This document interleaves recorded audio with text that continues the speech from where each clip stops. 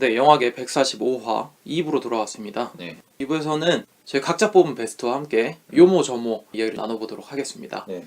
네, 저는 엘리자의 네일을 꼽았는데요. 네. 루마니아라는 나라의 현실을 굉장히 리얼리즘적으로 잘 보여주고 있죠. 모두가 모두에게 가해자가 될 수밖에 없는 그 환경. 모두가 모두를 괴롭히지 않으면 안 되는 그 환경. 서로 자기는 양심적이라서 아무도 괴롭히지 않을 거야 라고 마음먹는다고 해도 그 자체로 누군가에게 괴롭힘의 짐을 미루게 되는, 내가 안 괴롭히면 남이 누군가를 더 괴롭혀야 되는 네. 그런 상황인 거죠. 모두가 모두에게 피해자고 모두가 모두에게 가해자인 가장 양심적인 계층마저도 결국 타락하게 되는 그 아이러니를 잘 보여준 작품이라고 생각하고, 네. 다만 그 이상으로 나가지는 못했다는 점이 아쉬운 점이라고 생각합니다. 저는 추천수가 많네요. 일단 사족을 좀 덧붙이자면 그렇게 생각하실 수 있어요. 아, 니네들이 2017년에 개봉한 영화 몇 편이나 봤다고 지금 베스트 꼽느냐. 그래서 제가 한번 세봤습니다. 2017년에 개봉한 영화만 보니까 113편을 봤더라고요. 제가 적은 작품을 보고 뽑은 거는 아니기 때문에 네. 비판하지 말아주셨으면. 저는 세 가지 뽑았습니다. 해외 영화 중에 3개 베스트 영화를 꼽자면 첫 번째는 당신과 함께한 순간들, 마이클 알메레이다 감독의 작품입니다. 저번에 다룬 적도 있었죠. 죽은 이를 그리워하는 사람들이 인공지능인 월터와 대화를 하면서 위안을 찾으려고 하는 이야기죠. 인간의 기억이라는 것이 얼마나 자기중심적으로 흘러가는가, 그리고 그 위로를 받기 위해 우리보다도 한참 나은 인공지능을 가진 존재가 얼마나 수준을 낮춰서 우리를 대해야 우리가 위로를 받는지 그것들을 굉장히 냉정한 시선으로 찾아서 보여준다는 생각이 들었고, 그런 지적인 유희들이 저한테는 뜻깊게 다가온 것 같습니다. 네. 두 번째로 꼽을 수 있는 영화는 존 리 행콕 감독의 파운더입니다. 한낱 세일즈맨이던 레이크록이 어떻게 맥도날드를 사들이고 부동산 장사를 성공하게 되었는지, 자본주의의 탐욕 그 자체를 보는 것 같아서 굉장히 흥미로웠고, 인상적인 장면들이 몇몇 있어요. 네. 어떻게든 성공을 하려고 하는 그 탐욕적인 그 주인공의 모습이 어떻게 다른 여성에게까지 뻗치는지 그런 것들이 굉장히 재미있었고, 맥도날드에 관한 일화를 1차원적으로도 보여줄 수 있잖아요. 원조가 어떻게 망하고 사실 너네가 먹고 있는 맥도날드는 이렇게 된 거야, 뭐 이렇게 충격적으로 보여줄 수 있는데 시선을 비틀어가지고 자본주의의 원형적인 이야기까지 얘기를 해준 것 같아서 꽤 네. 인상적으로 봤습니다. 마지막으로 이야기하고 싶은 작품은 제임스 맨골드 감독의 로건입니다. 17년간 우리와 함께해온 울버린의 마지막 방점. 네, 십자가를 X로 돌려서 조의를 표해야 되는 그런 영화였죠. 죽어가는 울버린의 육체와 액션이 굉장히 인상적이었고, 마블 영화에 대항하는 엑스맨 시리즈에 발판이 잘 마련되기도 했고, 네. 정관 예우해주는 그런 모습인 것 같아서 나름 좋아하던 캐릭터였기 때문에 마무리를 이렇게 잘 해준 게 감사한 영화였습니다. 네, 그 정도로 해외 영화를 꼽아봤고, 국내 영화도 3편을 뽑았는데 네. 공교롭게도 다 독립영화예요. 일단 3가지 작품을 먼저 말씀드리자면, 한영희 감독의 안녕히어로, 장윤석 감독의 밤섬의 적단 서울불바다, 이승문 감독의 땐뽀 걸즈입니다. 잘 모르시는 분들이 있어서 잠깐 소개를 해드리자면, 안녕히어로 같은 경우에 쌍용 자동차 해고 노동자 사건을 소재로 한 다큐멘터리입니다. 근데 좀 재미있는 점이 해고당한 노동자의 아들 현우라고 하는 소년이 12살부터 19살까지의 과정을 담은 영화예요. 네. 그러니까 노동자의 시선에서 바라보는 게 아니라 노동자의 아들의 시선에서 이 사건을 바라보는 게 특이한 점이라고 볼 수 있는 거죠. 네. 예를 들면 그런 거 있잖아요. 우리는 무언가 사건이 벌어졌을 때 그 사건의 당사자 입장에서 가슴이 뜨겁게 만들어주는 매체들을 매일 접하잖아요. 그렇죠. 예를 들면 240 버스 사건이 그랬고, 요즘 굉장히 이야기가 많은 성폭행 무혐의 사건들, 뭐 그런 것들이 그렇죠.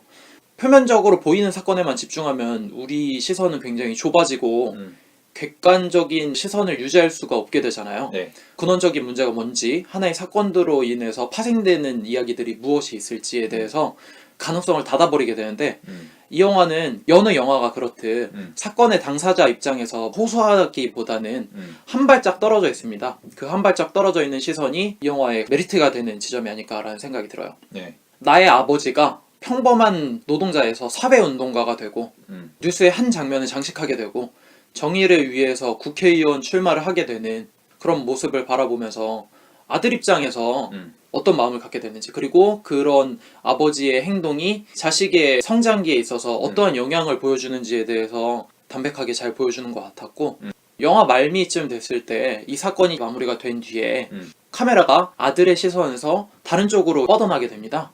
다큐멘터리이긴 하지만 영화적으로 보여주거든요. 네. 굉장히 인상 깊었고, 어떤 한 사건을 바라볼 때 흔히 이야기하는 숲속 친구들에서 벗어날 수 있는 시선을 제공하는 영화 중 하나가 아닐까라는 생각에 있어서 꼽게 됐습니다. 네. 뭐 요즘 상업 영화들도 대부분 냄비 근성을 들끓게 하는 그런 영화들이 많았는데, 이런 영화가 그런 아쉬움을 달래주지 않았나 그런 생각을 해봅니다. 네. 두 번째로 꼽은 영화는 밤섬 해적단 서울 불바다입니다. 그라인드 코어 밴드 밤섬 해적단의 이야기입니다. 2011년에 큰 사건이 일어나게 되는데, 네. 앨범 프로듀서인 박정근이 우리 민족끼리라고 하는 그 사이트의 트윗을 리트윗했다는 이유 때문에 네. 구속이 됩니다. 그 코어 밴드가 법정에 서서 이야기를 하게 되는 그런 얘기인데요. 굉장히 재기발랄하고 굉장히 파괴적이기도 하고 네. 굉장히 오묘한 영화입니다. 일단 이 밴드에 대해서 이야기를 해야 되는데, 가사를 이야기하면은 한 번에 와닿을 거예요. 국계의 지령이 내려졌다. 복지 예산 확충하라.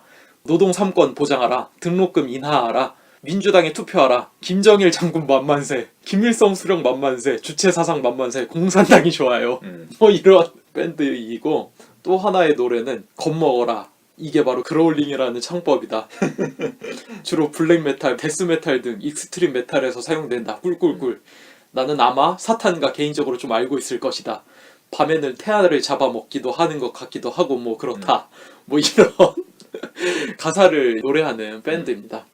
얘기하는 건 그런 거예요. 이 밴드가 얼마나 자유분방한 주제로 놀고 있는지. 근데 사회 체제는 그것을 허락하지 않으니까 국보법으로 몰아가서 그치. 이 친구들 좌빨 아니냐, 빨갱이 아니냐, 뭐 이런 식으로 법정에 세우게 되니까 그게 얼마나 웃긴 현실인지 뭐 그런 것들을 이야기하는데, 제가 이 영화를 베스트로 꼽는 거는 국보법이 어쨌다느니 종북 좌빨 프레임이 어땠다느니 뭐 그런 이야기를 하려고 이 영화를 뽑은 건 아니고요. 네. 이 영화에서 보여주고자 하는 선명한 이미지가 저한테 마음에 들었어요. 밤섬 해적단이 하고자 하는 음악은 어느 한 프레임에 가둬지기 싫어하는 음악이에요. 그런 이야기가 굉장히 인상적이었는데, 네.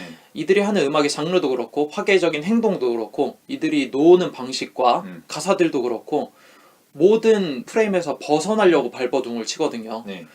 스스로 어떤 행동을 하는 건지 정형화시키려고 하지 않고 설명하려고 하지 않아요. 자유 그 자체를 표방하고 있어요. 근데 그런 행동들이 국보법에 의해서 위법화되고 법정에 세워지고 그들 스스로 무슨 행동을 했던 건지 스스로 실토하게 만듭니다. 그러는 순간 그들의 정체성이 죽어버려요. 이 밴드는 더 이상 의미를 갖지 못하게 되고 그래서 해체를 해버리죠. 그런 움직임 자체가 굉장히 재미있더라고요. 우리가 하려고 하는 행동들을 나는 설명하기 싫은데 나는 자유 그 자체이고 싶은데 어른들은 너의 행동에 구별하고 분석하고 규정을 내리지. 그쵸. 그들 스스로 그것을 입 밖에 내는 것 자체가 얼마나 치욕적인 건지 그거를 영화적으로 너무나도 잘 표현했더라고요. 네. 우리 뭐 스스로 영화를 볼 때 재밌었냐, 뭐 재미없었냐 그런 얘기를 할 때 한 단어로 표현을 하고 정형화 시켜버리잖아요. 근데 사실 그것이 얼마나 예술에게 폭력적인 행동인지 그런 것들을 너무나도 영화가 영리하게 어려운 개념들을 굉장히 잘 설명해 주더라고요. 그런 점에 있어서 이 영화가 정말 가치가 있었다는 생각이 들었습니다. 네. 그래서 베스트로 뽑았습니다. 마지막으로 댄포걸즈입니다. 네. 내용은 이래요. 거제 여자 상업고등학교를 다니는 학생들이 체육 선생님 이규호 선생님에게 댄스 스포츠를 지도받아서 대회에 나간다는 그런 다큐멘터리예요.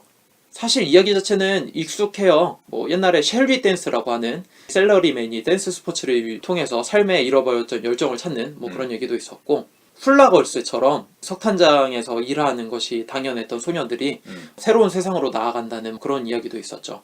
이 영화도 사실 똑같습니다. 거제 여자 상업고등학교를 다니면서 댄스 스포츠를 통해서 의미를 찾게 되는 그런 이야기를 하는데, 그런 극 영화와 차별화되는 점은 다큐멘터리라는 점일 수가 있죠. 이렇게 춤을 추는 아이들 한 명 한 명을 담백하게 비춰주는데, 한 아이는 가정 환경이 굉장히 좋아서 가족들의 지지를 받으면서 이런 취미를 즐기기도 하고, 어떤 아이는 아르바이트를 하면서 월세를 본인이 직접 내고 동생을 먹여 살려야 하는 불우한 가정 환경 속에서 댄스 스포츠를 통해서 의미를 찾기도 하고, 네. 또 한 아이는 아버지가 2년 동안 떨어져야 되는 상황인데 충분히 아쉬움을 달래지 못하고 이 연습에 참여하는 그런 이야기들. 이런 불안한 미래와 사회 현실 속에서 아이들한테 이런 댄스 스포츠가 어떤 의미를 찾는지 그런 것들을 담백하게 보여주는데 사실 영화적으로 추천한다기보다는 저 개인적으로 좀 와닿는 부분이 있어서 좀 추천을 하는 것 같아요. 저도 중학교 고등학교 때 합창단을 했고 고등학교 때는 중창단을 하면서 순간을 즐기면서 살았거든요.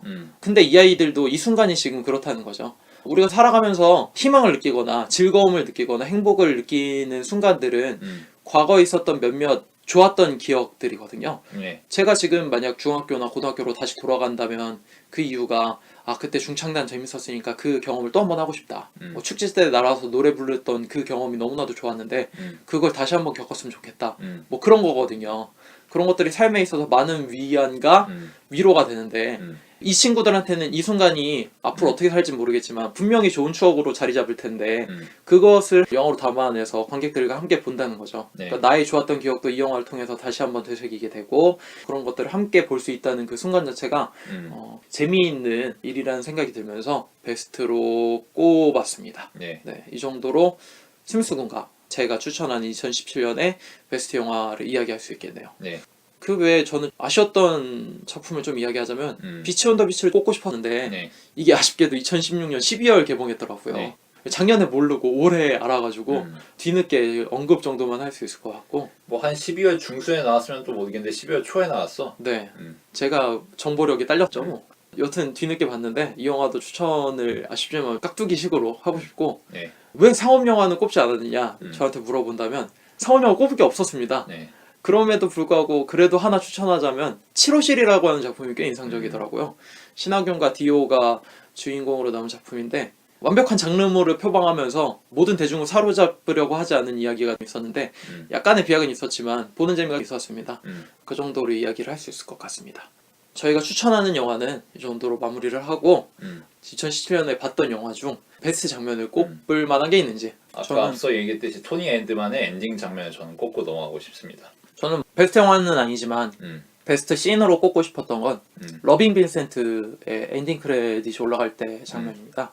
돈 맥클린의 빈센트라고 하는 음악이 흘러나오면서 고흐가 그렸던 실제 유화 작품과 영화에서 어떤 인물들이 그 유화의 모델이 되었고 어떻게 움직임을 가졌는지 그리고 등장인물들이 어떻게 살았는지에 대해서 책을 넘겨주면서 담담하게 보여주는데 영화가 노력을 많이 한 작품이잖아요. 64,000점, 62,000점 정도의 유화를 100명이 넘는 화가들이 그려내서 고흐의 이야기를 담아낸 작품인데 노력의 결실을 어떻게 예의 있게 고흐의 작품을 손상시키지 않으면서 추모하려고 했는지 그 엔딩 크레딧에서 책이 한 장 한 장 넘어가면서 돈 맥클린의 빈센트가 흘러나온 장면이 정말 인상적이더라고요. 그 장면을 좀 올해의 장면으로 꼽고 싶습니다. 네. 베스트 장면은 이 정도로 얘기를 하고 올해 저희가 2017년 영화계를 하면서 여러 가지 에피소드들이 있었는데 그중에 베스트 에피소드를 하나 꼽아보면 재밌을 것 같아요. 저는 퀴즈쇼 에피소드 꼽고 싶네요. 퀴즈쇼요? 네. 네. 대중 여론이 진행되는 방식이나 인간의 정보와 문화가 유통되는 방식에서 독자성이라는 게 있을 수 있느냐 이런 것을 재조명해보는 시간을 가졌던 것 같고 표시기도 저도 합이 꽤 잘 맞아서 얘기를 나눴던 것 같아서 그 점에서 기억이 많이 남습니다. 인간관계를 맺다 보면은 팟캐스트를 한다는 사실을 알게 되잖아요.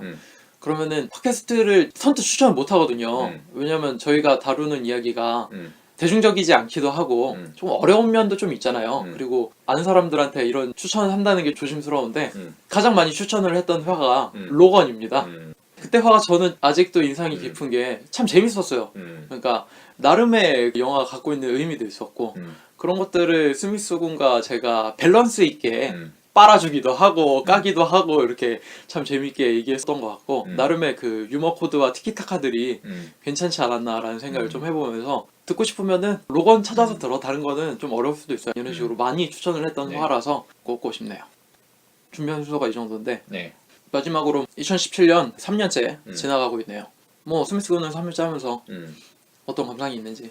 항상 방송하고 나면 좀 아쉽다는 생각이 드는데 이게 말이 별로 늘지가 않아서 말이라는 게 참 어렵다. 어떤 영화에 대해서 글로 전달한다고 하면은 며칠을 최고하고 여러 번의 검점을 거쳐서 내놓을 수가 있잖아. 그리고 그만큼 심도 깊고 밀도 있는 이야기를 다 써낼 수가 있고 써낸 다음에도 계속 업데이트 할 수가 있고.